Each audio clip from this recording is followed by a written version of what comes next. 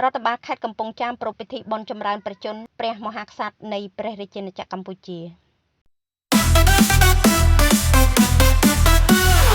កឧត្តមក្លូតផនប្រធានក្រុមប្រឹក្សាខេត្តនិងឯកឧត្តមអ៊ុនចិន្តាភិបាលនៃគណៈភិបាលខេត្តកំពង់ចាមលោកបានដឹកនាំមន្ត្រីរាជការកងកម្លាំងប្រដាប់អាវុធប្រពៃពិធីបុណ្យចម្រើនព្រះជន្មថ្វាយព្រះករុណាព្រះបាទសម្ដេចបរមនាថនរោត្តមសីហមុនីព្រះមហាក្សត្រនៃព្រះរាជាណាចក្រកម្ពុជាគម្រប់ព្រះជន្ម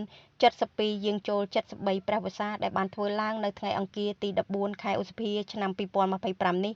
នៅសាលាខេត្តកំពង់ចាមស្ថិតក្នុងឱកាសនោះឯកឧត្តមអ៊ុនចិន្តាអភិបាលខេត្តកំពង់ចាមលោកបានថ្លែងថាទូលព្រះបង្គំជាខ្ញុំសូមព្រះរាជានុញ្ញាត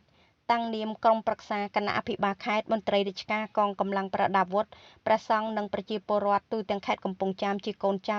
សូមព្រះបរមរាជានុញ្ញាតលើកហាត់ប្រណម្យលំអោនកាយវាចាចិត្តក្រាបថ្វាយបង្គំនៅព្រះសពសាធុការពរជ័យបវរសួស្តីសិរីមង្គលវិបុលសុខមហាប្រសាទគ្រប់ប្រការប្រកបដោយកតញ្ញូធម៌និង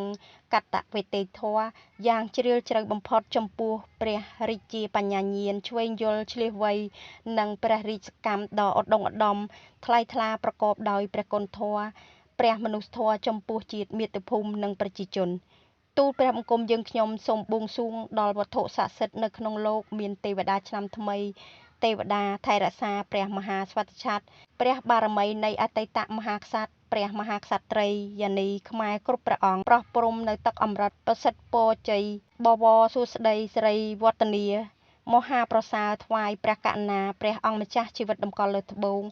សូមទ្រង់ប្រកបដោយព្រះរាជសុខភាពល្អបរិបូរណ៍ព្រះបញ្ញាញាណកាន់តែភ្លឺថ្លាព្រះកាយពលមាំមួននិងសូមថ្វាយព្រះរាជមហាកុសលចំពោះព្រះករុណាព្រះមហាក្សត្រនៃព្រះរាជាណាចក្រកម្ពុជាជាទីគោរពសក្ការៈដ៏ខ្ពង់ខ្ពស់ដើម្បីព្រះអង្គគង់ប្រថាប់ក្នុងព្រះបរមសិរីសម្បត្តិជាអាយុវឌ្ឍនមង្គលដ៏ប្រសើរថ្លៃថ្លានិងដ៏ជាម្លប់ត្រជាក់ដល់ប្រជារាស្ត្រខ្មែរបានយូរអង្វែងតរៀងទៅ